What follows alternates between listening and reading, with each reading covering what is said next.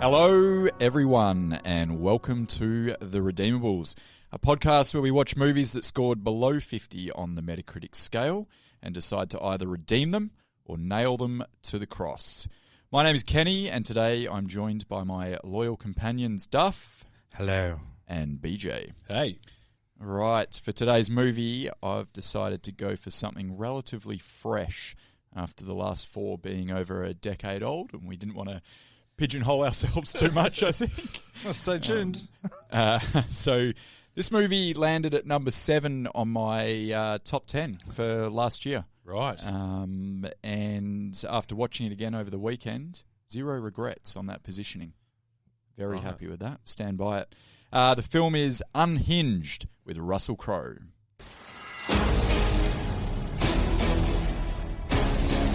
Ma'am, are you okay? I'm pretty sure the guy in that truck's following me. He's road raging. Why don't you just chill, man? Go your own way.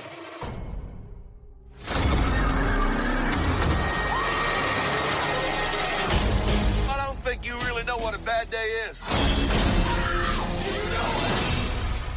But you're gonna find out.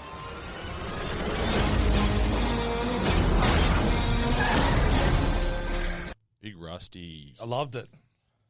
Okay, thanks for giving That's it. away. No. But Ken, yeah, I loved it. I can't sit here and deny that I didn't love it. No, that's fine. 'Cause I really Speak loved your it. truth, man. I watched it drunk. My notes are a bit childish. Wait. Are you This- telling me you watched the movie drunk? Yeah, I yeah. don't believe it. This whole podcast, I'm going to sit here trying to figure out what rising is. That's my whole goal. See that So written there. I want to redeem what the fuck that means. It's early too. It was not late in the movie that you Yeah, made that it's line 4, position 2. So Unhinged is a 2020 American action thriller directed by Derek Bort with an E on the end. So Borte, or just Bort? I reckon it's a silent E. Billy Yeah. Botier. I don't know him. Bort. Anyone heard of him? Derek Never heard Bort? of him. No. Nope. And it was written for the screen by Carl Ellsworth. Stars Russell Crowe, Rusty. Karen Pistorius. The story. Whoa, stop. Go. Okay, I'll stop. I'll get really aggressive. Is she the one that got shot by Oscar Pistorius? No, didn't he shoot her? I actually thought this was going to come up The when I wrote down a name. So, Same, it's not similar related. name. There's Yeah. not many famous Pistorius. Pistorius. I think it's actually Well, spelled they're all differently. The only one I know of is dead. So, carry on, Ken. Karen. Gabrielle Bateman, Jimmy Simpson, Love and Jimmy. Austin P. McKenzie. This is another one of those ones where you go Russell Crowe and a few others. Yeah. Yeah. Yeah. I recognised a couple. Yeah, had same. to Google them. Yeah, Didn't few that know guys. Yeah. So Wikipedia sums up the plot with this very compelling synopsis. It tells the story of a young woman who is terrorised by a seemingly mentally ill stranger following a road rage incident. That's Wow. it. Once again, Wikipedia. Wikipedia doing the goods. Seemingly. Yeah, mentally that's ill. the bit that goes Not seemingly not- mentally ill. Hey. We don't want to Yeah, cast any not dispersions. necessarily. No judgment. Yeah, just seemingly. Yeah, seemingly. Yeah. Very seemingly. Is there such a thing Could as be more exceed- seemingly. Come on. The evidence is pretty overwhelming. It is. The studio marketing tagline, your favourite bit, BJ? Yep. He can happen to anyone. That's a doozy. I love that. Yeah, I really liked yeah. it. Do you? If you've looked at the cover for the movie as well, which I'm sure you did over the last week or so of watching Yeah. it, Bought a Blu-ray. it's right on the... Oh, you bought it? I bought a Blu-ray. Oh, He's invested. wow. I went to buy the DVD and went, I'm not there yet. Yeah. But I bought a Blu-ray, yeah. Good for you. Yeah. How much was it? I got it for $12.98. Yeah, good price. Fair price. So that's, He Can Happen to Anyone features really largely on the front of the cover. You know, normally if they've got like the little tagline, it's just a little bit either above or below the title. This is most of the title. He Can Happen to Anyone. It's a really cool cover, I like actually. it. It tells a bit of a story. So what I got now is I got some stats for you all for the movie. I love a good stat. So Unhinged was produced with a $33 million budget, which I thought to be pretty fair. That's good. Like the Lots quality, of cars. Lots of cars. The quality of the production was pretty good. Yeah. Yeah. What's Russ getting paid for this, I wonder? Yeah, I do like to consider that, and I don't like to Google it. $5 million, do you reckon? Because the car crashes and shit, that would cost a lot of money. I agree, but I also want to say, and I did not Google this, but it seems to me like it could be one of those it could be a 2-week shoot. What? Yeah. Yeah, Probably right, yeah. not a lot to it, and it's all Yeah. just basically shot on those back streets. They wouldn't have had to close a lot down or bring in a lot of equipment, like all that. Bit of a drone I know here nothing and about there. producing movies. no, you had me sold. I Was agree on- with Ken. Yeah. Yeah. So that's why I say maybe Russ is like max $5 million. Yeah, 5. Yeah. If it's a 2-week shoot. Like, I think Russ to carry a movie for 2 weeks, he gets 5. and didn't he just? Yeah, Which and we'll get to I'm that. basing this. I haven't looked up what anybody's been paid for anything for a while, so I don't know what market value for Fat Rusty is. Are we already doing that? I'm not there yet. I've been holding back. Okay, He's we're wearing gonna. a- I can't hold back. any Hey, longer. everyone, settle down. We're gonna get to Rusty. I think he got paid in burgers. Okay, I'll cancel this podcast. I was not gonna cool with get Fat any better. Denzel, but I'm not doing Fat Rusty. I would not cool with that Denzel. So that 33 mil budget, I think, puts it in that kind of straight to streaming kind of bracket. I would have thought. As I said, I'm not an expert on this, but 33 mil doesn't seem like a lot where it's going to be a cinema movie. I think Well, it was a cinema yeah. movie. Well, then it was, COVID which came out. we'll It was we'll very definitely, deliberately a cinema movie. We're going to too, get to right? that. Yeah. Well, we'll get to it right now. Yeah, okay, let's do it. It's probably wasn't meant to be when it was first shot, hence the 33 mil budget and Okay. just the content. Yeah. You know, but COVID comes along. There's a 5-month hiatus of cinema release films in the US, which is kind of the global standard.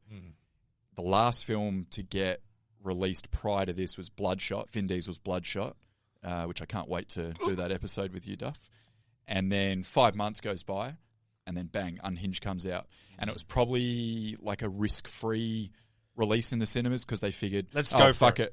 We weren't going to put it in cinemas anyway. Yeah. We might make some money back here. If Yeah. we don't, well, Netflix will buy it for this and whatever. I don't know how all that works. We should really look that up. Don't come here for your I facts. can tell you how it worked. Yeah. It didn't. It was it was also an interesting choice for other reasons that I would like to go deeper on later on in terms of the timing of it. But yeah, I believe they were moving the date around as much as possible. They were to I was like, on the coincide- fly?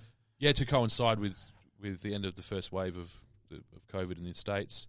Okay. So they could be they deliberately wanted to be the So- first movie released. So they were contacting Fauci throughout all of this. Yeah. Just when do you think the second wave They is? were on Telegram getting the Yeah, real right. the real research. Yeah, okay. Yeah. Interesting. Did they nail it? Did they Uh, nail the release? As in the timing of it?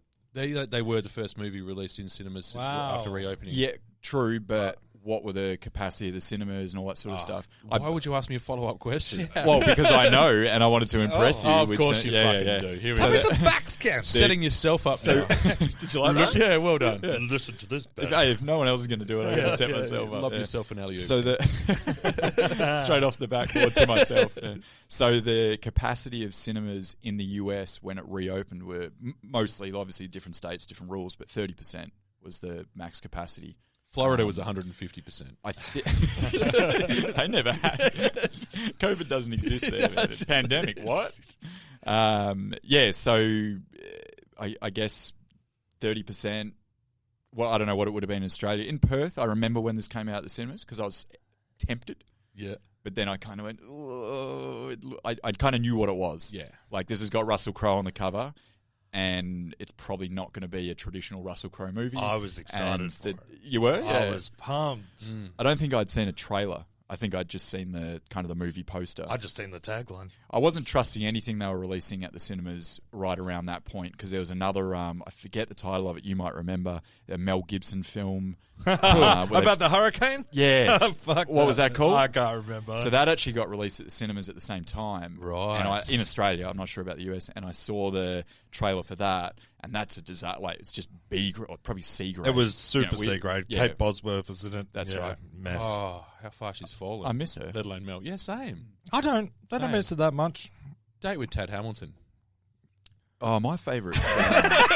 Yeah, we'll just skip over that. Fucking hell, there's crickets in here. Can't believe we got it's got the guy from 70s show. Kate Bosworth was in this very underrated it's Jason Statham movie called Homefront, and it was written I want to say it was Yeah, directed, yeah. but I know it's definitely written by Sylvester Stallone. Yeah, I loved it. Slides back. Jason Statham in it and Kate Bosworth, and he's in this kind. You guys have seen it? I have. Yeah, Yeah, just yeah. a rural country. And she's shitty she's a crack town addict. that's overtaken by opioids. You know, the classic Midwestern story. But it's a really good movie. Yeah. yeah. I have, yeah. Good, like, as in, when it's a really good movie. It's a really good late night action movie. Yeah. I just like to point out that we're how many episodes in? We're 4 or 5, and this is the first time you guys have said a movie, and I've gone, I've actually seen that. Well done. What a moment! A That was Bosworth huge. movie. Give myself a gold star. So that movie, just to finish that line off, was Force of Nature. Force of Nature. That's And it. it was Right. it was a steaming one, I'll tell you that much. Yeah, so I haven't seen that, but I saw it came out at the same time as Unhinged. Like, they were next to each other on the wall at the cinemas. Not a great And, sign. I was like, fuck, is that what we're releasing right now? Yeah, yeah. Is that what Unhinged is? And then Mortal Kombat. Is Russell Crowe, is Russell Crowe now a Mel Gibson? I won't sit here and listen to that. No, well, I don't.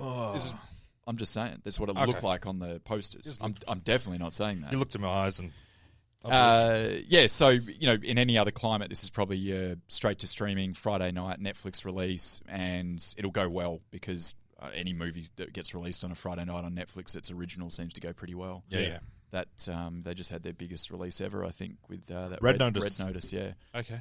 That just has to have a star, Yeah. and it's got to be like a pretty light action movie. I'm halfway through that one. Yeah, okay. We'll save that for another No pod. spoilers, guys. Yeah, okay. So 33 million. 33 cost. mil it costs. So what do you guys reckon it did at the US box At the- office? so I don't have the global 30% numbers. capacity. 30% capacity. Chance of catching COVID. Yep. I'm going to go 8. Subject material. Yeah, I'm going to say it took $12 million. All right. I'm going to fuck his both up right now. Oh. 44 mil. Whoa! Well 44 mil. Well done, so Russ. before I Googled it, I would have gone with you guys and said 10 mil maybe. With Yeah, the, like with the you capacities. convinced me with your stories there. I wasn't trying to. No one fucking seen that movie. No, I was just trying to make the point, the conditions that this movie was released in. Yeah, nice. But then the other side of that coin is it was the only thing out. So if you did want to go to the cinemas, which, hey, people love cinema. Well, used to. People now love HBO Max. But, people love cinemas. Yeah. So, hey, I just want to go to the movies. I'm sick. I want to live a normal life again. Yeah. What's on? Russell Crowe, cool cover, movie poster, whatever you want to call it. I'm bored enough to go out in the plague. Yeah, exactly. Yeah. Right, I'm going to right. risk my life for Russ. Yeah, Oh, let's do it. yeah, I'll do it. I'll do it right now. Yeah. Drop a water of sharks for him. Yeah. So, Metacritic. You want to hear it? Yeah, do it. All right. So, the Metacritic score was 40, which, not great. That's been around. That's about where we've been. It's in under the other 50. films. Yeah. Well, thank you, Paul, for Just clarifying. backing me up. The fan score for this one, which is a new little thing I'm introducing, Right. was 52. And the reason I'm introducing it is because I've looked at this with each move we've done, and a lot of the time there's quite a disparity between the two. Not a big one here, eh? Yeah, it's not. So normally the Metacritic's low. Well, obviously, because that's the whole point of this podcast. Yeah, you read the blurb, people. Yeah. But then, the user reviews are like Butterfly Effect was 36, and then the user reviews was 70 something. Yep. And that's the kind of movies we've been watching. Whereas this one, it's like, oh, okay, people didn't actually love this either. I don't think many people would have seen it. So, So 44 million saw it. well, Just no, to- that's they didn't spend 22 $1 million. each. They spent $10 Yeah, each. $1 for a movie. hey, pandemic. Again, I think partially because of some of the subject matter, not the core subject matter, but the stuff around the narrative. which Raw I anxiety have watching some this. thoughts on. Yeah. Okay. I'm excited because I can tell. I can I see feel your like you mind picked this ticking deliberately over. to trigger me. Definitely not. But I must say, before I go into the critic reviews, just because you brought it up, the opening scene, when that happens, which we'll get to all that later, but just to set this up, my only thought was, I've done the Butterfly Effect, which triggered some things with BJ, and now I've done Unhinged, which is maybe just as traumatic in parts. Different kind of trauma, but I think it's less dark. I think the feeling of the movie is intense. yeah, I wouldn't call it dark like the Butterfly Effect No. was, but it's confronting. Can you name 3 comedic films, Ken? Just off the top of your head. Semi-Pro, Talladega Nights, The Butterfly Effect. and Blazing Glory. The Butterfly Effect, yeah. The Butterfly Effect, but only with the director's cut. Hilarious. Yes. All right, so I got some reviews from our people. Unfortunately, I think there's one callback. I couldn't find any was of the hanging out for usuals. some I couldn't find any of the usuals. Stephen Rio I don't know or whether some they watched it. Joel Morgenstein. Well, the other thing we have to bear in mind is the other movies we've done are from 2004. Yeah, they might through be to dead. Yeah. I think they're dead. Yeah. Yeah. Damn. Apologies to their families if they're not. Gonna say If you can't happily see me, retired. Yeah. I am doing the cross. So first one is Raphael Motomaya from The Playlist. Watching Russell Crowe as a genuinely frightening villain sounds entertaining, but the bitterness and contempt seething through Unhinged is repellent enough to make you want to shower afterwards. He gave it a 33. Gets me at the start. I feel the same way. What he said, I feel exactly the same. Okay. But I wouldn't give it. I'll give it a high score. Okay. Any movie that makes me shower afterwards is a good one. Yeah.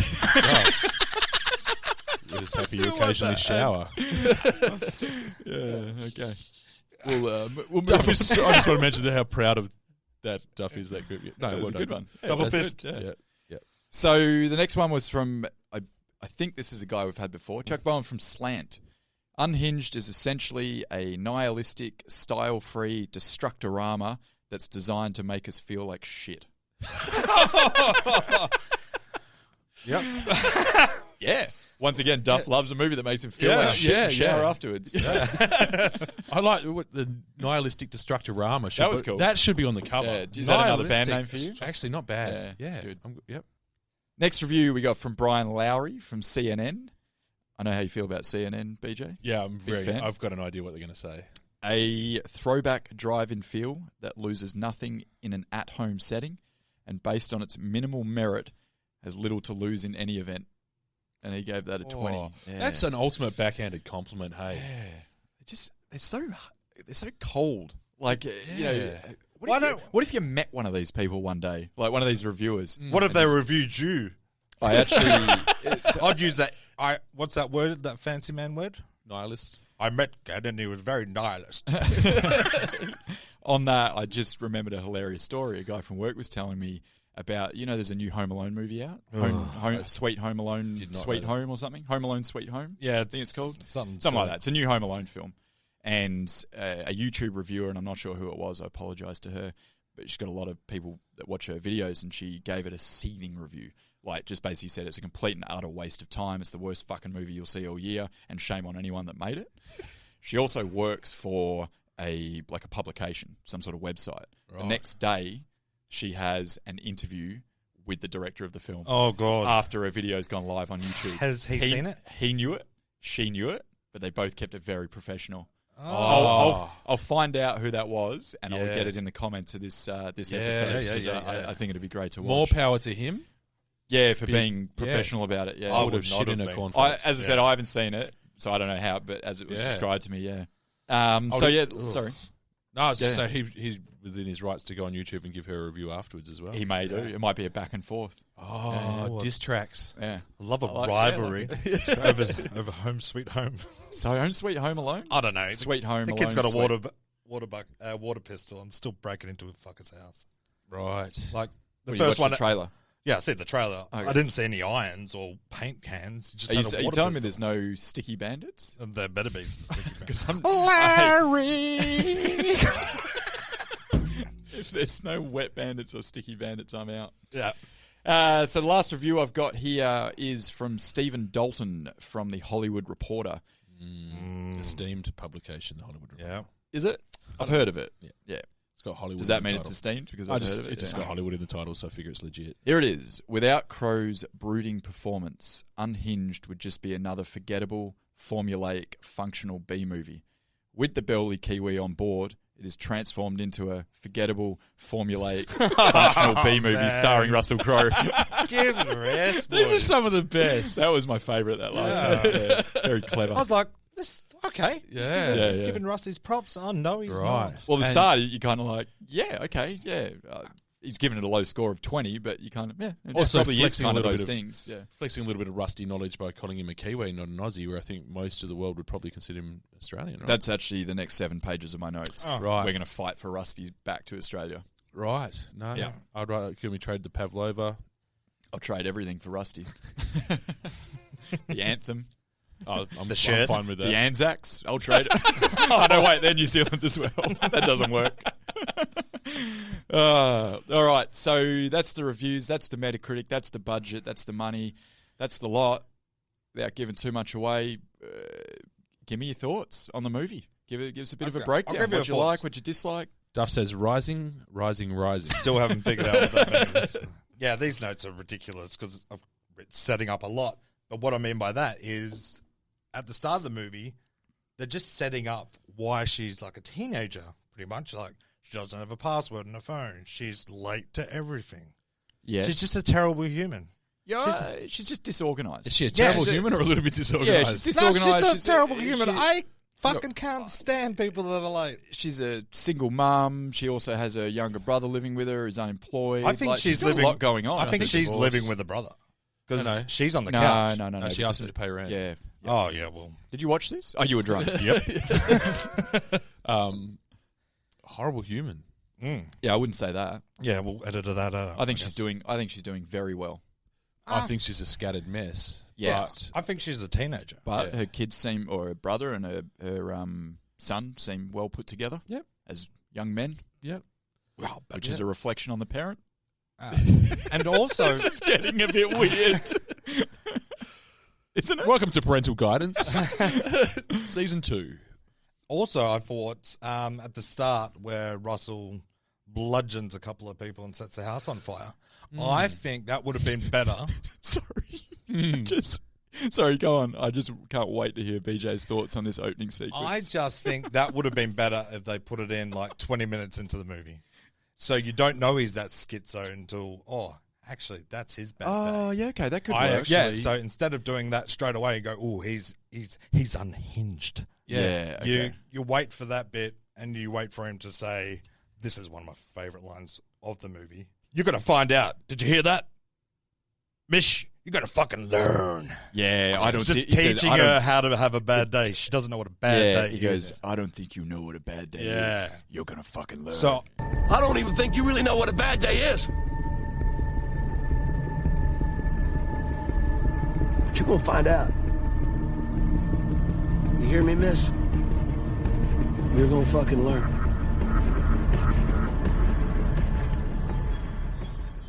that's that's that. not a bad Rusty I just did there. Yeah, it wasn't too bad. Cheers. After that, I reckon you do a little flashback of his Russell bludgeoning. I'm Russell Crowe from Unhinged. It's pretty good. I own Yeah. the Rabbitars. just Rugby. I had a similar thought in regards to the opening scene about how it would have been better for the movie, in my opinion, but not to have it at all. What? The opening scene. Yeah, Just leave it out. I don't.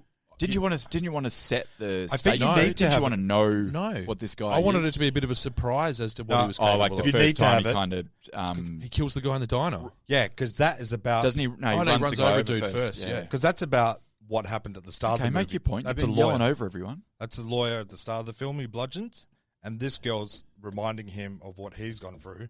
So I think you need to know about the bludgeoning before that. It was the lawyer, but it was also the guy banging his ex-wife. Yeah. yeah. Yeah. But he thinks this lawyer's doing the same. He just puts Oh, sorry, I see what you're he saying. puts his Yeah. situation into this girl, Yep. and that's why he just takes it so personally. I Yeah, could have yeah. picked it up. Yeah, that's good. I could have picked it up possibly without.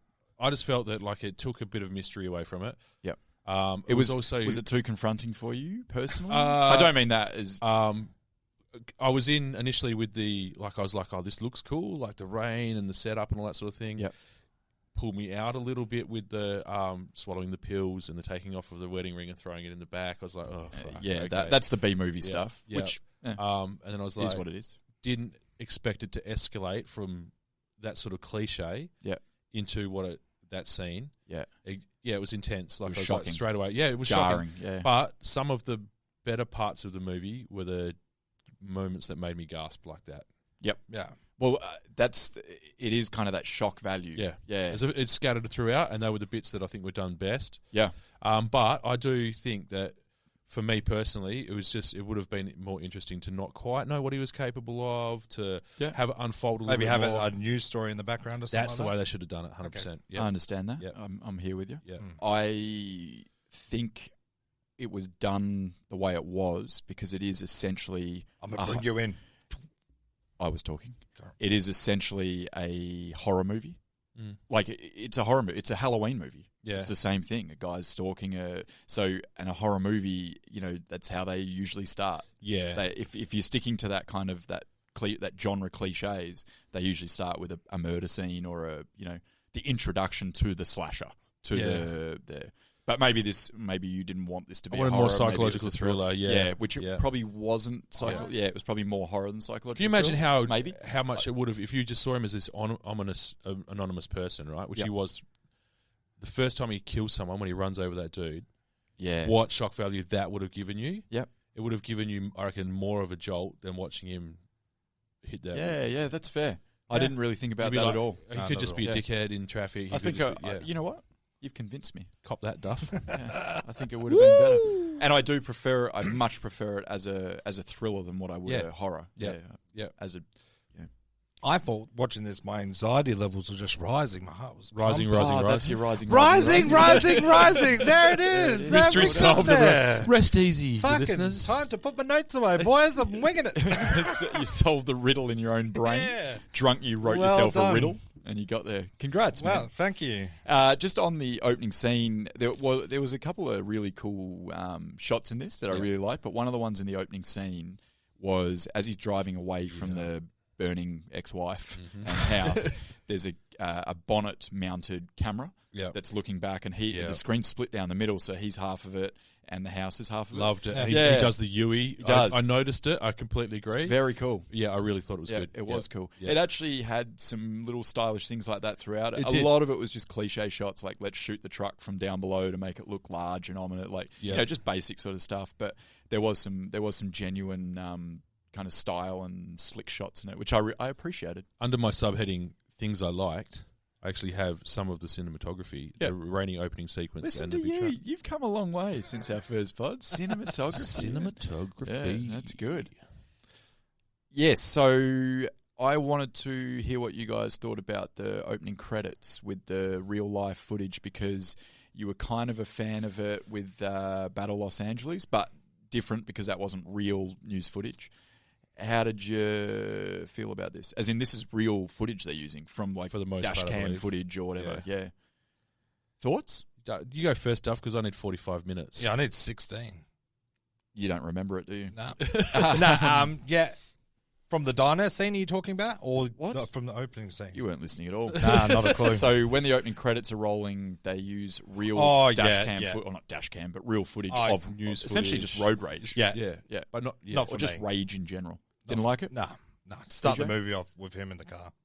Boom. Well, they did Unhinged. that, but then the credits. but Sorry, BJ. you It's almost at the crux of my issue with the movie. this whole episode. The opening credits are a little highlight of what I found difficult with this movie, and I was conflicted by this movie in a couple of ways. Yeah. And a big one was the fact that the opening credits seem to be setting this up as something more than the rest of the movie attempted to be. like it's going to have a message. Yeah, Right, I'm like, oh, message, here we go. We've got something, we're going to have some sort of like statement on society, all that sort of stuff. And it was escalating. But I actually rewatched that section just before I came here tonight to make sure that Like I got the it opening right. 10 minutes or just the credits? Just the opening credits, Yeah. right? Which refresh my memory. Did it launch into credits, or did the credits No, come after the fire after and the the burning scene, house? yeah. Yeah. Oh, wow. Yeah. So, which couldn't remember which way it went either. Yeah, Until I rewatched it.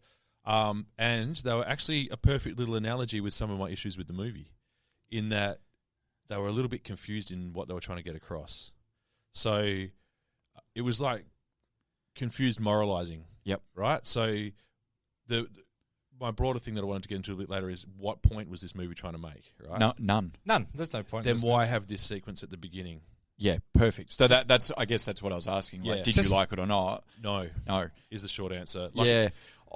When I watched it, I didn't hate it Yeah. because I was just, okay, cool, it's a road rage movie and they're just showing some stuff. But Yes. when I stopped to think about it, Yes. and by the end of it, what the fuck? Why they put real things into a work of fiction, like essentially a B grade horror movie, and then they're using real footage? It was just So you've actually essentially nailed my feelings without giving too much away, but we actually are here to give Giving stuff a away. lot away. Yeah,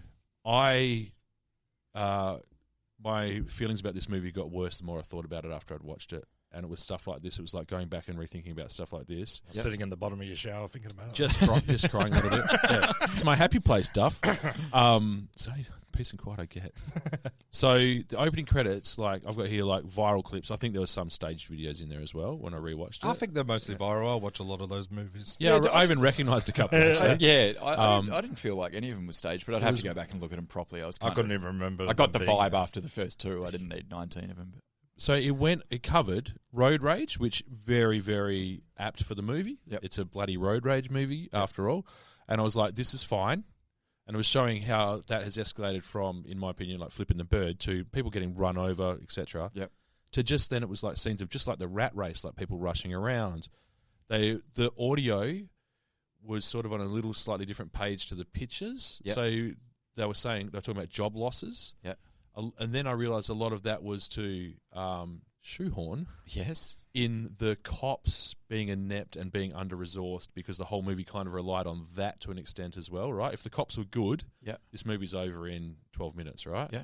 So there was that. That felt like they forced that in at the end. Like I actually would wonder whether they did the credits, they had this idea for the credits all the way along, or whether the director and the writer or whatever were like, you know what, to explain a little bit, we need to do these credits. Or shit, we need to make this mean something. Yeah. Otherwise, and then they were it's like, just what a does it gore mean? Because festival. then we're doing rudeness. They talk about rudeness leads to more rudeness. Yeah.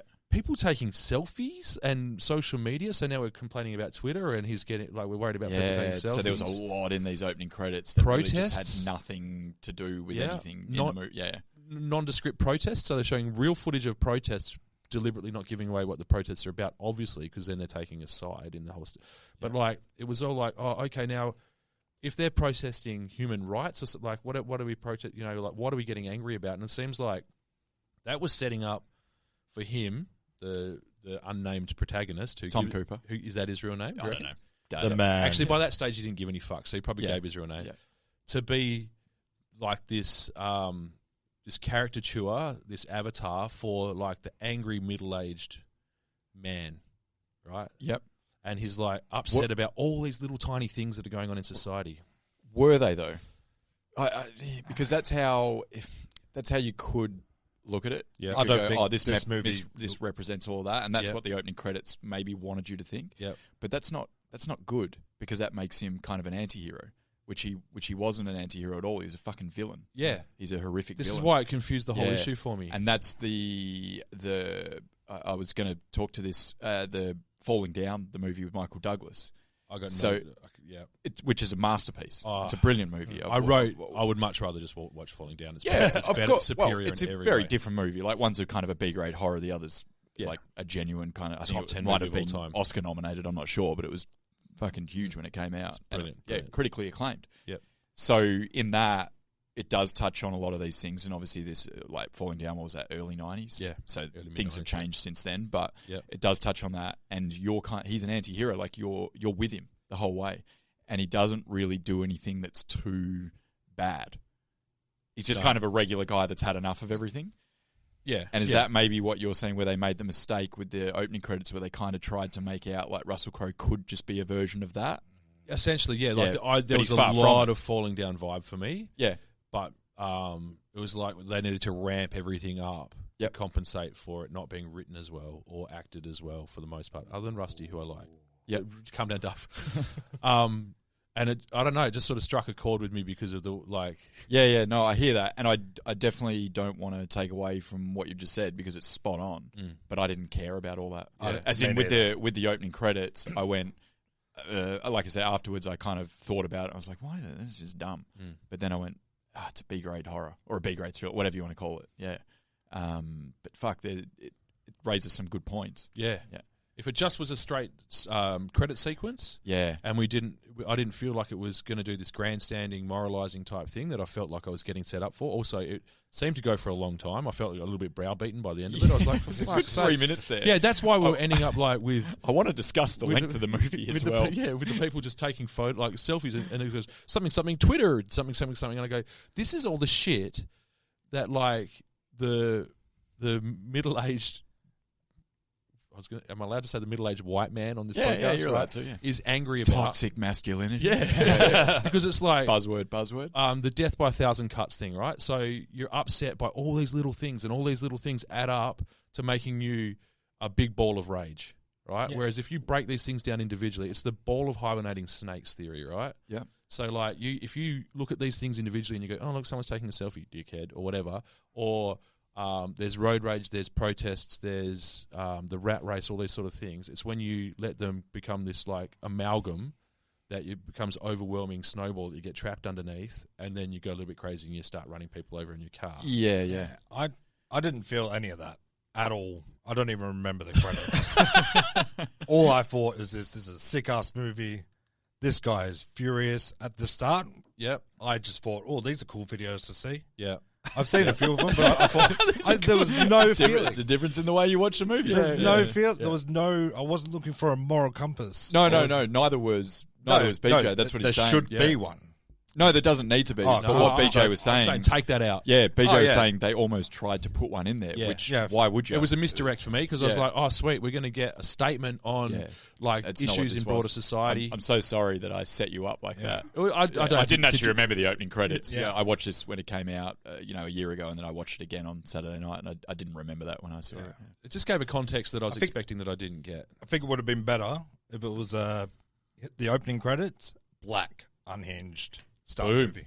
Yeah, Start movie. Probably just didn't need it. I don't need. Yeah. I don't need to see YouTube clips. Yeah. I've seen them already. The where I just touched on the length of the opening credits. Let's say it was 2 minutes, right? It probably felt longer than what it was. Yeah, after a while. So let's say it's 2 minutes, 2.5 minutes. Yeah. The actual movie runtime for this, it's listed at 1 hour and 30, but the movie runtime stopped at 1 hour and 18 on Binge. Yeah. That was when it got to. If you then take out the opening credits, which was 3 minutes, Yeah. you've got an hour and 15-minute movie. Yeah. That's okay. 5-minute movie, which is the I'm last okay with movie. that. Yeah, sure. For what it was, I'm not complaining. But the last movie I can think of, which was that short, and for some reason it stuck out in my mind, is that Standing Tall with The Rock. Oh, Walking Tall. Walking Tall, sorry. Oh, man, yeah, that was movie, like it's 60 so short. minutes. It's like 62 minutes or something, but somehow they kind of listed it 1 hour and 28 because they put the really long credits at the end, credits at the start. Do you know the worst thing about that? Yeah. Is it doesn't disappear from your list. It's like continue binging. Yeah. There's 8 minutes of credits and you turned it off and it stays there forever. So many So you've got to credits. fast forward through that shit just to get rid of it. I know where the 33 million budget went. Yeah. The 4,000 people that worked on this movie that were listed in the fucking credits at the end. So yeah, I'm glad you brought up those things because they did that had a massive effect on the way that I then the prism through which that I can watched tell. the rest of the movie. I can tell. And it was like because also I might have been down a few of these rabbit holes over the last couple of years. I've just recently dragged myself back out of the rabbit hole, and I'm like, here's Ken shoving me in a fucking rabbit hole. It's like, got me! Yeah, it's important that we have these differing in the way we watch movies on this podcast. Yeah. A couple of other things before we go into the cast and director and whatnot that I wanted to bring up, which I thought was cool. The chase scene, the first kind of chase scene, I guess you call it a chase scene with the pickup truck, which was a Ford Bronco or something like that. Ford deliberately blanked out the name. I did notice that. Yeah. They don't want that on there. Versus the Volvo. I actually was, the whole time, it felt like the chase scene out of Terminator 2 with the semi-trailer chasing down the dirt bike. Yeah. Where it's this large, like, menacing, powerful, this relentless, like, force chasing after this small, vulnerable, beat-up old Volvo. And it just had so much Terminator 2 about it. The way it was just kept coming and coming and coming.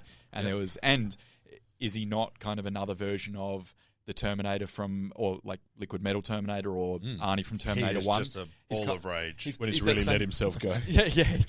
Different body shapes. But What I want to say is, you know how he finds her at the service station? Yeah. Is that a chance meeting? Because by I that would have time thought he's just circling around. Yeah, I think he's just looking for her, Okay. Cool. Yeah, happy with that? Answered. Move on. Tick, tick. The last thing which I didn't love, because there was a heap I loved, the last thing I didn't love was the last couple of 5 minutes probably after she candy canes him, the candy cane scissors through the eyeball. Great scene. After she does that, which was that a reference to something, I think? To Joyride? I that just movie think with it Paul was Walker? a great line. I think it was a reference to I just something. wanted to do this line. Here's your fucking courtesy tap, and then fucking boots her. Why though? Didn't need that. I loved Yeah, that was like a 90s one-liner. I was like, well done. run, girl. It did not fit the context. it didn't fit the whole movie. No, I was Yeah, like, now she's waxed. Like now she's fucking dropping one. She's line. one-lining. She turned into Arnie for a second. It could be a throwback. Everyone she knows is dead. Left off some she steam. needs to have one. It's a throwback to kind of 90s. But I think 90s horror movies did that as well. Or even 80s horror movies, when they finally kill the guy at the end, they always did like a one-liner. You forgot your boarding pass. No, that's Bad Boys. Yeah, I just love that line. Yeah. It is a good line. Still say it every time I go to the airport. You forgot your boarding pass. So that last 5 minutes was a real mess. Like the cops come in and they say, "Oh, now that we've got your statement, you're free to go." Yeah. What? What was, Yeah. they've been Drive knocked out. carefully. They've been knocked out 4 times. Yeah. They have a concussion. Her brother's been lit on fire. Yeah. Also, she was moving pretty well for her getting stomped by Big Rusty. Yeah, you get. She's just like no medical treatment whatsoever. Big just Rusty. fucking walk it off. Yeah, I'm just going to get up and grab my candy cane scissors and have a go at him. I'll just rub some dirt in it and carry on. Now, to talk about the great things about this movie, because I feel like I'm coming across, well, not necessarily me, BJ, but some of us are coming across a little negative towards the movie.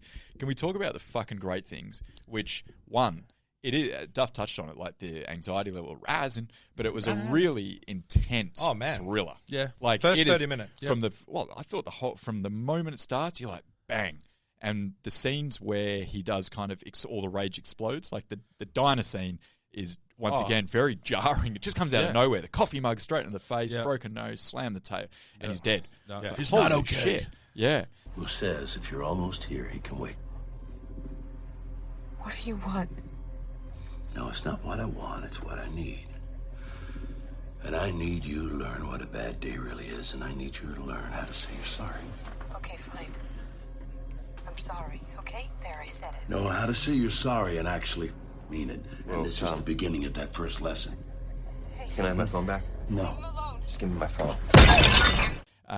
So all of those were great. Can I just ask, what would you do if you'd seen that happen? I actually thought that when I was watching it, because the whole people in the diner froze up. Because my wife asked me, Yeah. and I said, "I just get the fuck out of Yeah, there." same. To be honest, like You get mugged in the face. This man means business, and Russell's a big presence. Like I reckon I could outrun him presence. too. He's I'm not that He's a fit. big, powerful man, Oh. and he's just coffee mugged someone in the face With no and then fucks. slammed their face and killed them. Like, you're not looking to There's stand going to be up to- plenty of footage soon. Yeah. Like, he didn't give it any fucks. You're not by looking that to stage. stand up to that guy. No, I'm out. I'm It's too out. crazy. Yeah. Yeah, I just my advice as your attorney and life coach: Thank you. run and call the cops. Yeah. Yep. But it doesn't matter. In Don't this be a movie. hero, Duff. Doesn't matter. Don't Because there's no cops. There's Yeah, one cop. they set that up during the very. There's a guy blatant, you've been obvious looking sequence. for all day. He's at driving the a brother's massive house. fucking Trump truck. a Like you huge can't truck. miss him. And at the brother's house, they send one cop. One cop. One they cop. send. Yeah, one nervous cop. He's Yeah. like on his last day before retirement. Just Hey, relax. he did good work. He shot him. And Russell's Yeah, a he big did. man, but Took it. he's dodging and weaving behind that fucking yeah. brother. He was- Jesus. Then he just kicks a window and jumps out, and the cop's like, "Oh, this motherfucker's on fire. I'm not gonna chase. Yeah. I'm gonna put this man out." That's good police work. No, not me. Let Hey, that hey, hey. motherfucker burn We catch get- the syrup. Hey, it says Guys. protect and serve. He was protecting, and then he was probably going to serve Yeah. later on. We're getting negative again. Not This me. Is This is a good thing. It's a great thriller. It's a good thing for Yeah. me. Ah. All I So, said then. Don't I'm tell me happy what with. to think. I will, goddammit. So yeah, the intensity of it, Yeah. the pace of it, like the whole way through, yeah. it's very exciting. Yep. Like not necessarily in a, I can't wait to see the next scene, but you're like you're hooked. Yeah. Like you're all in. Like you're not looking at anything else. You're not getting distracted. Like and most of that, which now's the time. Most of that is because of Russell Crowe. 100%. Oh yeah, He is menacing. so fucking good in this movie. Yeah. It's actually unbelievable. He had every chance. I'm getting excited now. He had every chance to phone this in. Yeah. He could have just taken Oscared a it. paycheck. He $5 knows million. He knows it's going to be a COVID movie. Yeah. He's not winning any Oscars here. He could have That's just not phoned it in, Yeah. but he didn't. He went, Yeah. "Nah, fuck it. I'm about Let's to go. give you guys the I'm gonna greatest go full performance." Russ. Yeah, Yeah. I'm going to give you the greatest performance you've ever seen. Yeah. Just about. I think it's Just one of his about, best man. movies. As in for Russell Crowe. like acting wise, as his performance. I Yes, would yes. 100% agree. If he wasn't in Purely this be- movie, yeah. you put anyone else in? Oh, it's not the same movie. Yeah, no, I can't even think of I would how still. casting it. We should actually do that. I haven't thought about it until Yeah. now, but we'll stay with Rusty for a minute. Like, fuck. He was In before Duff says Wesley Snipes. He's something in this movie. Yeah, he really is. He's just huge. Yeah. He's tall. He's girthy. Yeah, He's a big, thick man in this. Yeah. He's, as you said, he's a big He's physical a presence. It's just a What is he? 140 kgs. yeah. He looks like Maybe a midget 150. driving a massive truck. 6'2". No, Sweaty. He looks bigger than the Yeah. truck. And he's got the beard, and he's seething, and he's Yeah. he's sweating. His That armpits same are scene you all- were mentioning at the beginning with the camera looking back at him and just the dead eyes the and intensity, the yeah. So my first real Russell Crowe experience, Mhm. like I'd seen him in a couple little things here and there, was Romper Stomper. Oh right? yeah, yep. This is a It was callback. everyone's, I think, wasn't it? Yeah, probably. yeah. But he'd been in some First one decent you stuff wrote before that. First one you The Man remember. from is- When I really Snowy took River. notice. Yeah, Yep. he was in the one with someone else. Good. Yeah, Yeah, I've seen that one. Yeah, Yeah. he played. He was in a gay couple. Anyway, the Sum of Us. Oh, Jack Thompson. okay. I've seen Thompson. it. Yeah. I haven't Yep. seen it. So he's in a few Aussie flicks here and there. He played Shirty, the slightly aggressive. Sorry, figure on the Aussie Late movies. Show. Yeah. Have you ever worked with him in any of your projects? Oddly enough, no. But he is Okay. also in a movie called The Crossing. Oh, there you go. Yeah. So there's a. So me and Rusty do have 'Cause, something in common. Didn't Russell get found on The Quick and the Dead? No. I believe he was. Romper Stomper got him the role in The Quick and the Dead. Yes. Oh, I'm thinking So of he was Leo, probably maybe. found Yeah. in Romper Stomper Yeah. then. Yeah. Cut that out. Romper Stomper. I will. There's a scene in Romper Stomper that I'll never forget. I was pretty young when I watched it as well. I haven't seen it for a long time. And I was like, I actually rewatched it not that long ago. Okay. And I was like, there's a scene where him and the other skinheads are under attack, and he's shouting at them, "You're all like a bunch of scared fucking rabbits." And I was like, that's the most intense thing I've ever seen on the screen. Yeah, okay. And he brought that again in this. That's I guess that's kind of his thing. Yeah. Where he tells her he's going to learn. That's incredible. Yes. He actually, well, we're going to get to him when we do the cast, but incredible career. Try and find a bad Russell Crowe, or try and find a bad movie that Russell Crowe's in is really hard. So to say that this is one of his best performances is a huge statement. Haven't seen The Water But Diviner? I'm standing behind it. Not many I've watched The Water Diviner. Right. I called it The Water Diviner for quite some time before someone corrects me. Does he find water? Yes. Okay, Yeah. thanks. Sorry, run home. I didn't hate it. But I think my favourite tidbit that I found out of him was he was in my favourite skit show from the early 90s, The Late Full Show. Frontal? No. Oh, come on. Fucking Different. hell. What was he How in? dare you? The Late Show. He played in one episode. He played Shirty, the slightly aggressive bear. Oh, I didn't know that. Yeah. I was starting to get confused with Eric Banner then. I was No, like, Eric Banner wait, was was in he it. Poiter? Poiter. No, wait, that's Eric Banner That's and Russell Poiter. Crowe. Yeah. Kind of. Yeah. Groovy Pants, Gus. And he was good as Shirty, the slightly aggressive bear too. Yeah. Yeah? Yeah. Did you go back and watch that recently as well? No. Can you find it? I can't find which one's him. He's in one episode. Was it There's black like and 30. white? They're like, we got Russell one for one. The Late Show was just before my time. Yeah, Before so me too. good. I wasn't old. I've watched it after the fact, Still like holds up. DVD release or Yeah. whatever. When I say I watched it after the fact, probably 20 years ago I Yeah. watched it. But yeah, it is great. But I His- was too young to get it at the time. One episode in 1992, I believe he had one line, and it's "You're all just a bunch of scared fucking rabbits." Yeah, that's good. Yeah. Okay. Oh, I'm channeling. So it. he channeled his Romper Stomper Yeah. from 30 years ago From the shirtless bear. to to this. He was easily the best thing about this movie. There's no question. There's no debate. It's yeah.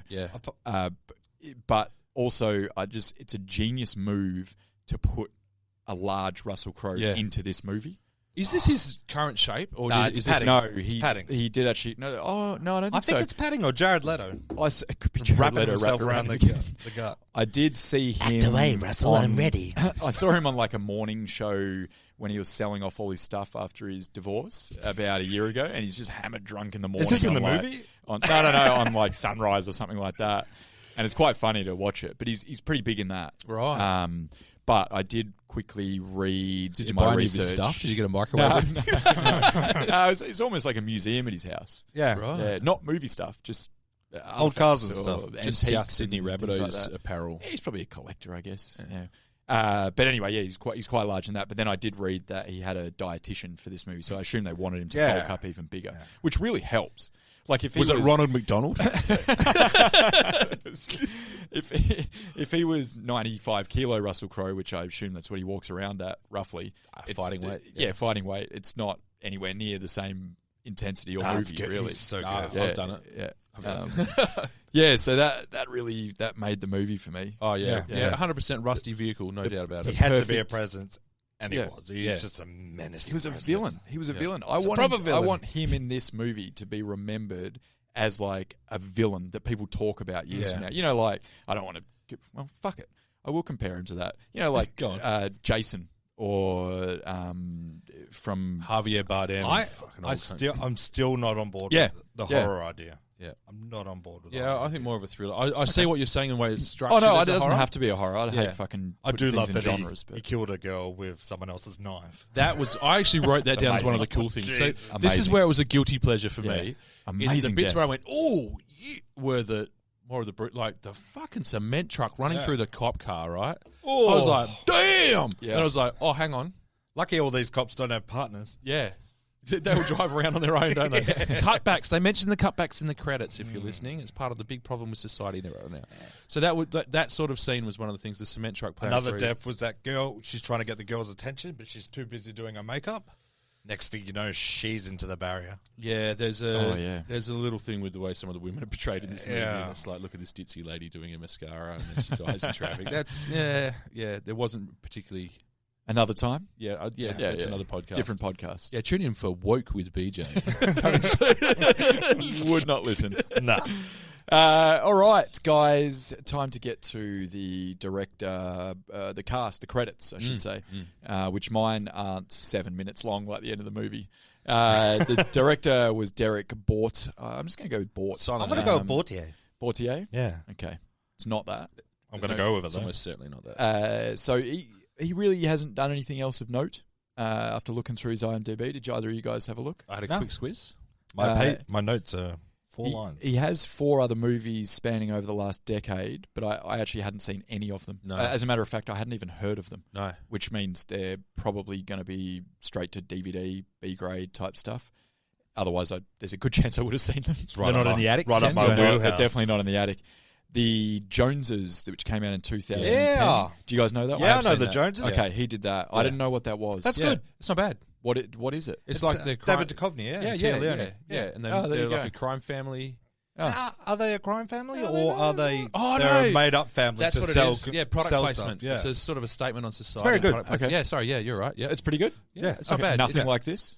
No, No. all very Okay. light. All Yeah. right. David So that- Duchovny's in the goddamn But there's sweetheart. a theme running through his work, isn't there, where he's trying to make societal Trying statements. to make something out Yeah. of it. Yeah. Jones, I think he does okay.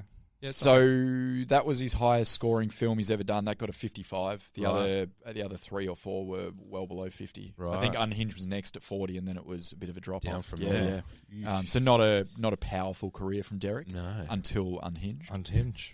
Talk about redeeming. Yeah. The writer of this movie, though, is worth mentioning or speaking about. I didn't actually write it. What was his name again? It was Carl Ellsworth. He wrote a few different things, but the ones I wanted to mention was 2005's Red Eye. Yes. Love Really Red good. Eye. Yeah, good flick. Yeah, really good, man. Yeah, yeah. And you can kind of see it here. Yeah. the same sort of, yeah.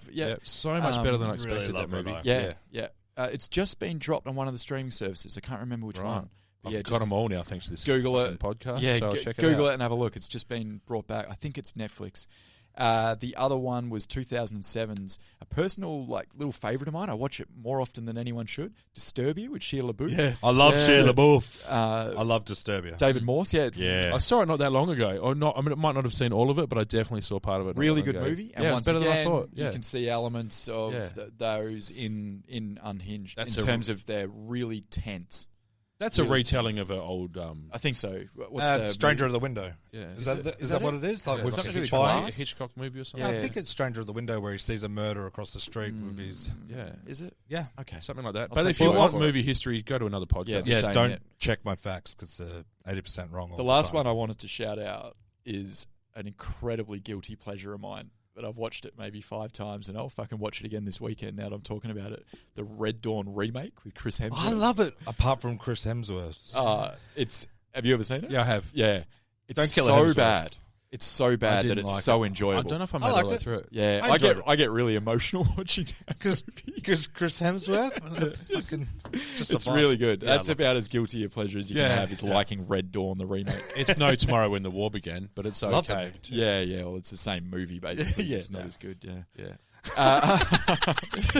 So that's what he's done. Red Dawn got a score of 31. Just I wanted to note that. I could see anyone that. might be interested. Red Eye in did doing well, it on though, the surely. podcast. Yeah, Red Eye and Disturbia both in the 60s or 70s. Yeah. I didn't write it down, sorry, but they were up there. What's the dude's name out of Red Eye? Cillian Murphy. Killian. Or Cillian Murphy. Cillian Murphy, Underrated. yeah. Very. Yeah. Well, I don't know whether he's underrated anymore. Not anymore. Isn't he? Yeah. Nah, No, in Quiet Place 2. I haven't kept up with his rating. He's incredible in A Quiet Place Quiet too. Place He's a 2. great actor. Yeah, very good. Very. 28 Days Later is my personal favorite. I am a Killian. massive Yeah. fan Yeah. of 28 Days Later. Yeah. So onto the cast, which we've kind of done Russell Crowe in terms of what he was in this movie. So instead of rehashing that, just Metacritic overall surprised me. What do you think it would be? Just his overall, if you think about his body of work 60 and how the average? critics would see it. Yeah, just an average. I think mid-60s somewhere. Yeah, I actually thought it was going to be higher than that. And I know it's unlikely that anyone's higher than that. Yeah. But it was 58 was what he got. okay. And I looked through it and I was like, fuck, so many of his movies are literally 55 to 60. Yeah. And all of those, I'm looking at them, They're wrong. They're critically acclaimed movies. Yeah. Like they're quality movies. The critics hate. I get why the critics might not like Unhinged, but Yeah. what was wrong with The Nice Guys or Nice I Guys is love The legit. Nice yeah, Guys. even like those sorts of Yeah. movies, and they're That's a they're great like flick. 51. Yeah, I think Gladiator was only 60 or 61. that's incredible. And it won Best Picture. Yeah. Yeah. Yeah. So maybe they've got something against Russell Crowe. Not the critical Well, darling. maybe obviously. every time he asks for an interview, he threw the phone at him. Yeah, to be fair, he has I was had wondering whether someone would do a phone throwing joke Yeah, on I this did. pod. It wasn't going to be me. Oh, he's had a definitely gotta be contentious me. relationship with the Too press. good for that. Yeah. So, his worst movie? Yeah. Any ideas? Water Diviner. No. Diviner. Diviner. What do you reckon it might be? It was pretty recent, to give you a clue. Pretty recent. Oh, I think Body of Lies. No. That's one of his It's good got ones. Leo- Very good film. Leo in it. Leo doesn't Um, make a film under Is 60. it this one? I know what it It's is. The Is Mummy. it The Mummy? Yes. The Mummy. I got there in the end. The Mummy. Yeah. It's The Mummy with... Didn't that Mummy ruin 30 the whole multiverse? Is that 30 got Tom Cruise in it? Yeah. I really liked it, actually. Why did we redo the whole mummy thing? Didn't need Because to, they wanted and they stopped. They wanted to do a MonsterVerse thing like the Marvel. Ugh. So they did a MonsterVerse. He was Dr. Jekyll Dr. and Jekyll, Mr. yeah. Hyde. Yeah. Right. Then the Mummy, and then they were going to do a whole thing, and then that movie killed everything. Yeah. Yeah. In So- fact, just hearing about it just now just made me sad. Yeah, I liked it. I thought it was pretty. I thought it was pretty I thought cool. it was I didn't care for the entertaining MonsterVerse and all that shit, but I was like, it's a pretty good movie. Yeah, I like it. Yeah, it looked good. Yeah. So moving on from Russell, Just real quick, I've got Sorry. one No, please. unconfirmed Russ Please. tidbit. I'm led to believe that during sex he shouts, "Go Russ, go." Really? Yeah, I heard that many years ago. It's been my favourite Russell Crowe thing ever. Who'd you hear it from? Doesn't Shane Danielle, whatever her name Doesn't is. Shane Warne do the same thing? Probably. Go, Shane, go. Maybe they yell at each other's names. So when Shane's doing it, he yells out, "Go Russ." And when Russ is doing it, "Go Shane." Anyway, Karen Pistorius. Rest in No. peace. Rest in No, peace. Duff. Not related. Okay. She plays Rachel. Yeah. Yeah. Thought she was really good. She was alright. Yeah, Yeah. she wasn't given a great kind of base of a like. It was a good enough character, but I thought she was really good. Yeah, look, I if be- she I set her believe- alarm, it'd be a totally different movie. But that's, No, I believed her the whole way through. Apologise for tapping. Roll credits. It's over. yeah. Oh, yeah. Actually, I was going to point Say that sorry. out. Yeah. Okay, sorry. But we don't do that on this podcast. Roll credits. So she actually has a small body of work. I recognised her, but I didn't know what from, and I still don't, even after looking at IMDb. Right. But I did know, I know you from something or somewhere. Yeah. So she did, so her only 2 films below 50 Metacritic were this and Mortal Engines, Yeah. which should have been unreal on concept, but was just a disaster It was piece. not good. Yeah. On concept, though, you read what it's about, and you're like, oh, shit, I'm in on that. Big trucks. Yeah, and then you City trucks. and then you watch it, and you guys seen it? Yeah, I've seen it. it's- 10 minutes in, you know, it's shit out. Yeah, it's not good. It just missed everything. Yep.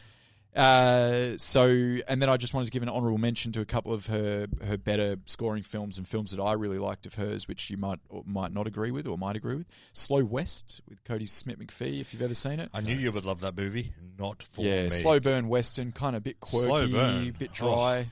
Yeah, Yeah, it's no, cool no. if that's your kind of jam. I'd rather prefer to be watch entertained. a picture of the desert than watch that movie again. Okay, you sound like one of the critics. Yeah, well, watch it and you'll feel the same. And the other one was Cargo, which was Martin Freeman shot in Australia, zombie movie. Oh, where he's carrying the bloody...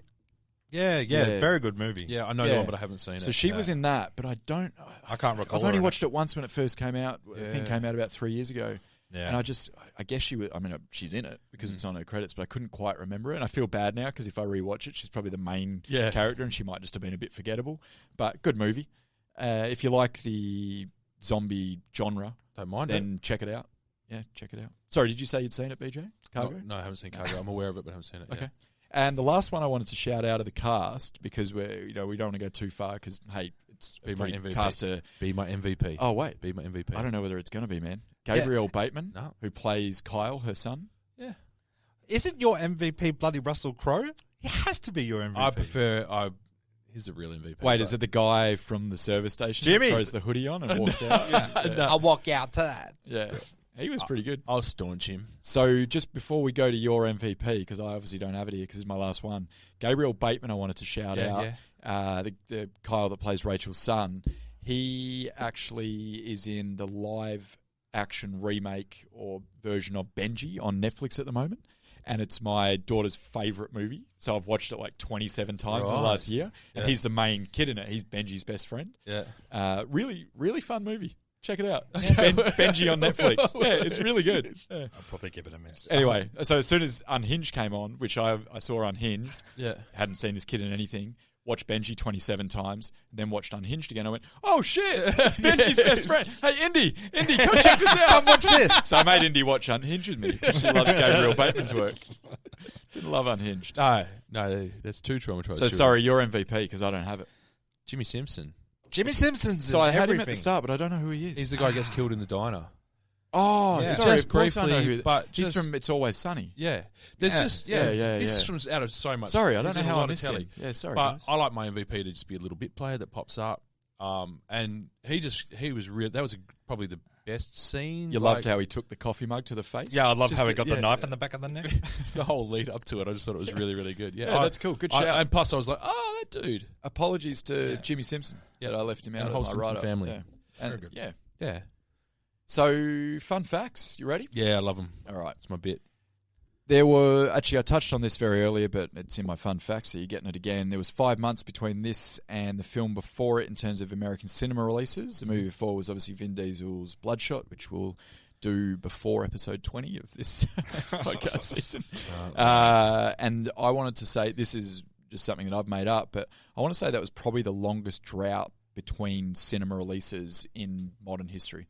Probably since like one of the Great Wars or something like that. Like Even then they were releasing those, and from the Western Front, propaganda the movies. boys are out there. So probably from like the 50s or something like that, it would have been the longest drought, I want to say. Yeah, I could be way off. No. Yeah. Yeah, That sounds about right. Sounds right to me. Yeah. Surprised nowhere kind of said that. I went pretty deep in the research on this one. The candy cane scissors are a nod to, that's right, that's why I knew that. They're a nods to the similarly themed Joyride. Paul Candy Walker. cane. Yeah, that's Is that the truck? Candy cane. Paul Walker and Steve Zahn And is there a truck involved? Yeah. Like they make a. There's a truck. There's a prank call to Candy Cane. Yeah, that's right. on the voice. Just try to remember the what name are of they that called? bloody Two-way movie radio. all the way Yeah, through yeah. this because I was like, Jewel, the Steven Spielberg movie. I thought you were talking about the singer. No, not the Alaskan songstress. Do we want to talk about Jules? Yeah, Should we go on she's a Jules bloody segue? angel, and I won't hear anything other than She got tiny hands. Carry on. I don't know. and Falling Down, which we've obviously gone into, which was one of my. I mean, I've still got the poster somewhere at home because I'm a hoarder. I've got a problem, but that's another story. Yes. But just one of my favourite movies of all time. So the scissors, the candy cane scissors were That's great. a shout out That's- to that's Joyride. great. Yeah, They I were thought- they were wedged in there pretty obviously too. for sure, a couple of times. They were one of the they were cool- wedged in his eye. Yeah. So I what didn't- do you mean? fucking I didn't put courtesy two and two together. I love that. I love that. I haven't did- seen I- Joyride for so long, I but love Joyride. I do revisit Paul Walker's movies Oh, quite often. For me, it wasn't even the candy cane bit. It was the fact that you just knew those scissors were going to come back. It was such an obvious. Yeah, that's Thing to me. that B grade cliche. Yeah, so I just maybe need a few more scotches so I can be in Duff's level. But like, there was quite a few I of don't know those. why you got a. I get why you've got a problem with that sort of thing, but that's the type of movie it is. So I can tell you, And they do that stuff almost intentionally. Yeah, because it it's was meant clearly to, done. Look, it's meant to I be just heard obvious, about and it, it's meant and to I'm be, impressed. You know, like you're talking about with the oxycodone or whatever, and the wedding ring over his shoulder. Yeah, it's Yeah. dumb, but that's what these genre of film is. Yeah. They're meant to be like that. Can I say that with those callbacks, some of it, this is my standard by which whether they worked or not, right? So the scissors, Didn't hate it, but it was pretty obvious when she's like, "Has anyone seen my phone?" That they were going to come back. Candy cane. The phone when she's at the servo, and they show it twice. I'm like, I got it the first time. You know, they zoom in on the phone, and she gets out of the car and they zoom in. It's all part of it. The one that actually appeal to the half works. Dummies. Yeah, this is the thing. It's like, Don't leave the phone in the car, idiot. Some people are watching this drunk, I guess. Yeah. Some of it, Very one that worked. judgmental over there from PJ. The Have a drink. Lighten up. You might enjoy one of these fucking movies. hell. Drunk BJ is pretty amazing. Yeah, I'd agree. The Fortnite callback. What I liked about the Fortnite callback. Yep. Actually, I don't know if it was related to Fortnite callback, but they did the whole Fortnite tactical thing. Yeah, it was. Yeah, was the way the callback to the streets being like spaghetti and getting lost. That worked for me. Like that would have been a subtle enough. So you're callback. happy with that, but not with the. I'm not completely unhappy with the other ones, but they were just so obvious that I was like, "Here we go." Like, so the dialogue ones you didn't hate, but the camera shot ones you don't it just like, seemed a little bit obvious, like the director's like, "Get in there again, make sure they know." I think it's that Duff's lowest, probably drunk. It's that lowest common denominator shit. Like we're making a road rage movie here. Who's watching a road rage movie? Like we got to appeal then. The whole scene with the son and the... That's why we dumb it down on the podcast. Yeah, for our listeners. You're welcome. For our wide range of listeners. Just to insult everybody that's listening at home. Because you find out she doesn't have a password on her phone. Yeah. Like they set that up. They Yeah. talk about how late she is all the time, Yeah. like where's she going to be, and Yeah. How long do you reckon like she could be missing before anyone noticed if she's that late? Oh, it's like 72 hours, and like bitch still hasn't shown up. Don't worry about it. She's like that. She's tardy. She's super unreliable. Tardy. Yeah. So, a couple more fun facts. If you thought Rachel looked young to be the mother of Kyle, I looked that up. Then you'd be right. Yeah. She's only 14 years older than Gabrielle Bateman in real life. Actually, looked that up, and by looked it up, my wife went, "Did you know?" Not told me that. Fact. Yeah, which it could be like that in the movie. We didn't actually touch on. So maybe she was possibly a young mother. Yeah. Credit to her. The and to all the other young going mothers on out there. Shout out to all the young next mothers. week on BJ's Woke Hour. And this one is specifically for BJ. The trailer for this movie. Did you watch the trailer? I think I've seen it before, and has it got a cover version of it? Does heart-shaped box? Yeah. Nirvana's heart-shaped box. It's a pretty cool cover as well, in my opinion. Yeah, I didn't mind it. Yep. So that was it for the fun facts. So now to the fun part, the redeeming or not. I want to start with Duff. Oh, well, I can tell you right now. This movie for me was very, very good. I loved everything about it. I didn't go too deep in morally stuff. Like, I didn't go deep at all. That's my niche for everyone listening at home. For me, we got it. It was like YouTube videos, sick. Like bludgeoning, sick at the start. And then it's like that scene where he's in the car and pulls up next to him and the window won't go down. Yeah. Sick. Yeah. So you watch it, you're taking it for what it is. I took it as entertainment. I sat there and had Is there ever a time. movie that you haven't taken as entertainment? Yes. Yeah. Domino. Call back. So with this one, I just thought... I can't figure him out, can you? Apart from the anxiety... so I know he loves plot. I love the anxiety building of the whole thing. Yeah. And then I feel like after the first 45 minutes, when there's like 20 minutes left of the movie, that anxiety dies away, and that's where it gets more into the horror type thing. Like how brutal can these people die? Can you set this person on fire? Yep. And that's... And they did. For me, they can. It got terrific. entertaining. So at the start, it got me in with my anxiety going, oh, Jesus. Yeah, rising. Yeah. Rising. Rising. 3 times. And at the end, it's entertainment. It's pure entertainment. I want to see this motherfucker get done. Yep. And he gets done in the hard way. So for me, I'm giving it a solid 87. Whoa! Loved it. Huge. Wait, is that the exact same score you gave Battle LA? I don't know. Look back. But what I'm saying is... That's awesome. You bring it up as it was your number 7 movie. Yeah. This is my number 4 of that year. Shit, yeah, there you go from last year. 87. Yeah. Pop. Yeah. I only watched 2 movies, so my rankings are not as impressive. Yeah. Please, BJ. Right. So go. Immediately after watching this... are you nervous? I'm nervous to hear this. Yeah, I'm worried. I'm going to take it so fucking personally as well. I was conflicted by this movie, and there's layers to which that you can watch this, and it sounds like I watched it on a different layer, right? So as a spectacle, and forgetting diving too deeply into it, it was enjoyable enough, and everything Duff said, it was tense. Everything you said about the pace, it was fun. There was a couple of things I really liked about it. the scene, and as I said, I'm even a little bit guilty about some of the things I like to go, oh fuck, like when he shoves the guy's girlfriend onto a knife that he's holding, and I go, oh wow, and then I'm like, Then he does it 9 times. yeah, a okay, lot. that's a bit much. It's a lot. So some of the kills are pretty cool. I love the overall theme of a courtesy honk. I've actually been big on the courtesy honk for quite some time. Is this like Basil Zempler's courtesy wave? Yeah, Have no. you been a big proponent of that as well? Just a honk. Yeah, It just goes a long way. Just be nice, people. Yeah. I've been advocating for that for some time. No one's heard you. What? No, well, we drive in Perth where anything. everyone's out to kill each other. Yeah, that's Yeah. your other podcast? Yeah. The courtesy It's honk called with BJ. In My Lane with DJ. I love it. Yeah. I'm in. I just want to shout Sorry. out most of the dialogue. So some of the things that I found, there was some pretty clunky dialogue and some pretty obvious exposition. One line I really liked was when he's checking her calendar, I believe, if I remember correctly, and he goes, "You've got an appointment with your therapist on Friday." Well, she better bring her A game. that was good. Yeah. But some of the dialogue, the boy on the phone to Dad, please tell me you're taking me to the ball game. I was just like, I'm sorry, son, some work stuff come up. And I was like, oh, fuck. Like, that's just... I was moved by that. Really? Made me want to be a better man. My nondescript busy job is keeping me from being a better father. I apologise. I was like, oh, fucking hell. So some of the obvious exposition, there was some pretty major holes in the plot. Didn't see any. No, you'd have to tell me. Well, the minivan was faster than the Trump truck. Work that out. Like he was one of those new Kia minivans. It was a Marmobile. Lowered. Fastest Volvo ever. Yeah. Yeah. Shout out to Volvo. The truck's not going to be that quick, though, is it? I think it would be. Yeah, it was It's a lot of weight engine in It's it. carrying a lot of weight. Yeah, that's just Russell. Yeah. I just every time I see a Volvo, I'm reminded of our friend Moo, who always says people buy Volvos because they crash well, and that's a massive concern. Yeah, Like, that's the whole true, campaign. Yeah, Like, okay. they crash really well. Fuck, all right, I'll grab one.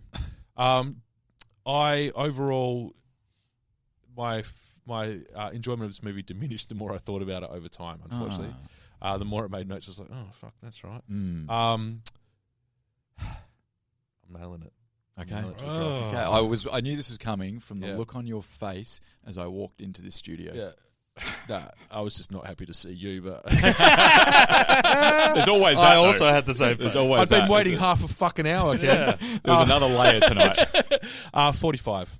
Okay, so close. It was to close, and it started off enjoyable at about things, just over but- 50. Yep. In fact, I was going to split the difference entirely and say give me 50 because I'm literally like kind of so conflicted by it. Like I enjoyed it on one level, and the other level, it kind of that whole. I'm going to make a grand statement. I'm going to moralize, and That then really got to you. it did. Yeah. Yeah, it did. And I'm sorry that happened. Yeah, Yeah. I wish that didn't happen because I wonder if you would have seen it a lot differently. I think I probably would and have. you would have watched the whole movie in a completely different headspace. Possibly. So the opening credits might have just rattled you. Yeah, Yeah. you're probably right. Which is onto my kind of review of it, I guess. Yeah. Is everything that you just mentioned or didn't like about it. I actually enjoy that because I know what I'm getting into when I'm watching a movie called Unhinged and it's about road rage. Like it's a genre movie. So all those little bits and pieces, like the kind of cheesy dialogue and the poor character setup and the quick shot to the candy cane scissors and the phone and all that, it's all just stock standard shit for a movie like this. And it's a simple movie. And that's why it's so enjoyable to watch because you just shut your mind off. Shut it down. And you're in for the ride. And when the ride is this fucking good, then I'm riding it all the way. And I'll ride it again and I'll watch it every year for the next 5 years until another thriller or horror, whatever you want to call it, as good as this kind of comes out.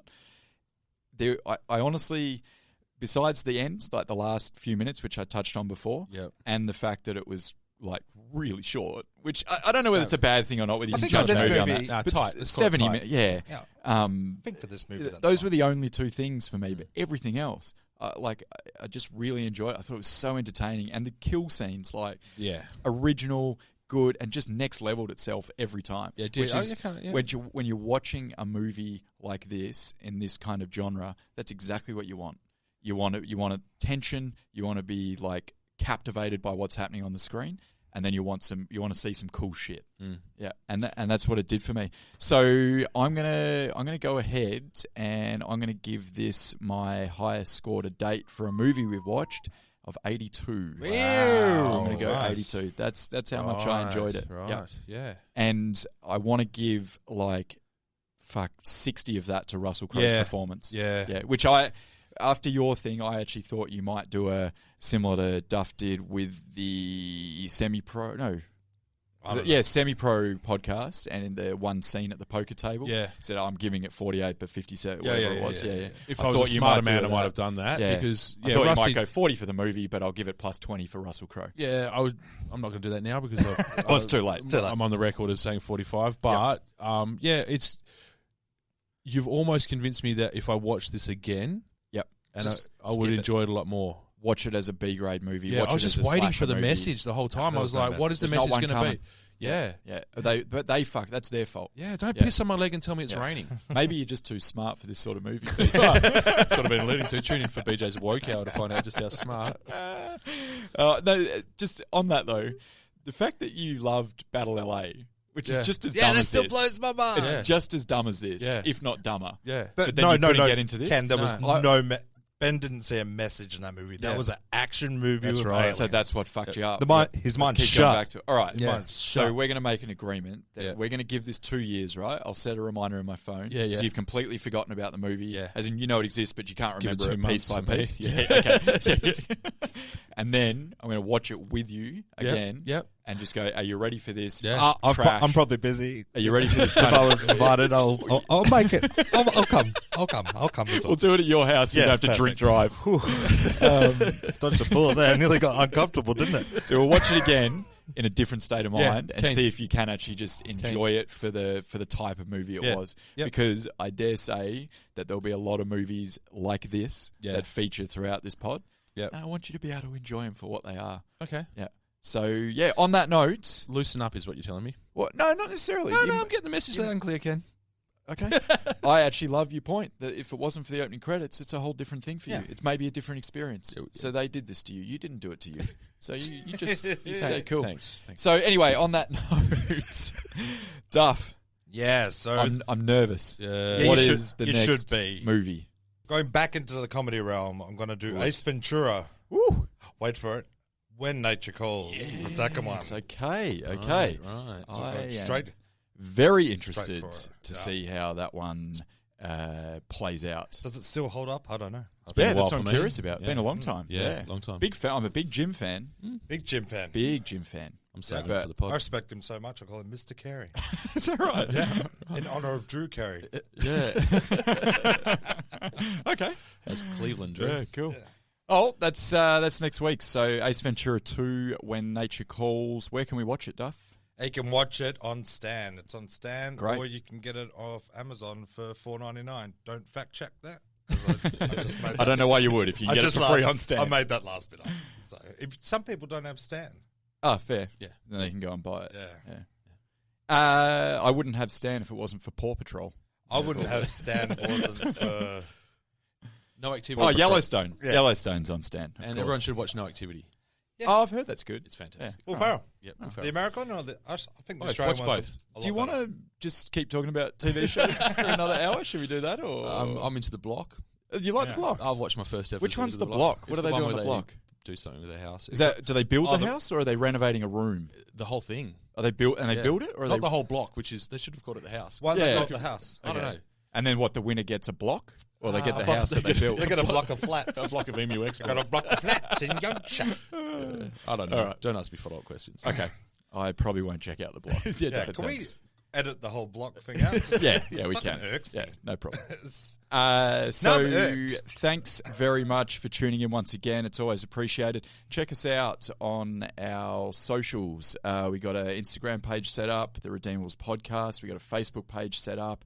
We got an email in the works. What else we got? We got Twitter in the works. We got TikTok coming. Have we? I haven't Fuck told you off. about that. We got TikTok. Should I go- I don't know. I don't know how to use I TikTok. don't know any 13-year-olds that want to go and jump on. There's going to be a production meeting immediately after this. So we're going to discuss communism. What else? What others are there? What other social medias can we get on? Is the Snapchat still a thing? Snapchat's on. Wow. Yeah. We're doing Snapchat. We've already been doing it. Am I allowed to send dick pics? Is that a thing? I think so. compulsory. That's, I like the Redeemables that's podcast. OnlyFans. Here's a dick. That's it. We're also on OnlyFans. Speaking of socials, a little something going on. Yeah, speaking of fans. Yeah. Do we have some? Yeah, what a segue. How are the two of them? Well, actually, funny you say How that. is my mom? I just wanted to thank everybody who supports us on social media with likes and shares. It really helps us with the almighty algorithm gods. And we've got a top fans badge, which you can earn yourself by being a better than an average fan. Yeah, just being good. What separates the two? A little star when you comment. And the more they comment, is it a star or a diamond? Oh God, I didn't check. What do we ask me? I don't know. There's a little symbol of some description which indicates you're a top fan for interacting with us a lot. That's and cool. We really appreciate that. We've got 2 at the moment. Okay. So I want to give a shout out to Melody Jeffrey and Andrew Shaw in no particular order. Yeah. Thanks, guys. That's also, cool. Thanks very much. we got a 5-star review on our Facebook page from Sally Chandler. That was lovely. Thanks very much. Thanks, Sally. And we've actually got at the moment about a dozen 5-star reviews on Apple. So thanks to everybody That's who awesome. hit 5 stars on Apple. Cool. And thanks to T Dillo1. T-Dillo1. Brett from Oz.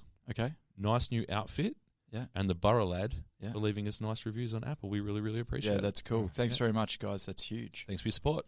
Yeah, send us a question as well. Yeah. So I can answer it. What is life? Coily. Get active on the socials. Yeah, get active. Ask me any question at all, and I'll give you an answer. I'm going off script here.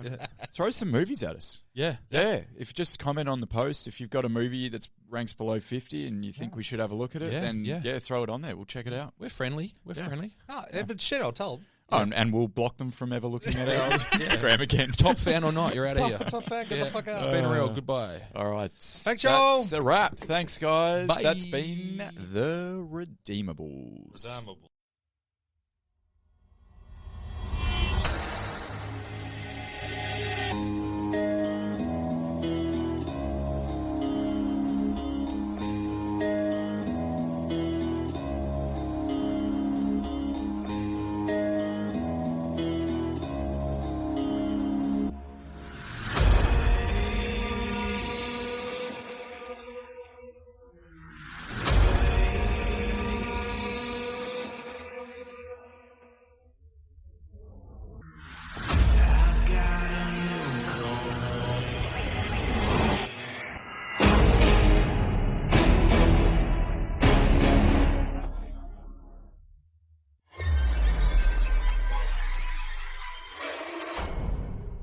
Next on the list is Brian Lowry from Mike Lowry.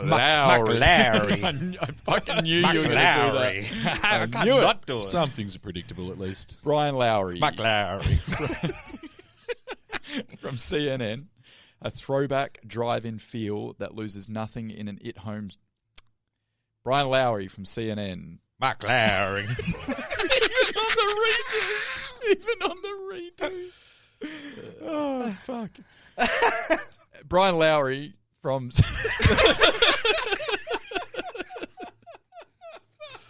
I'm not going to do it. I'm done. I'm okay with you doing it. I only went back because I fucked up the words. Brian Lowry. Mike Lowry. I'm going to leave all this in.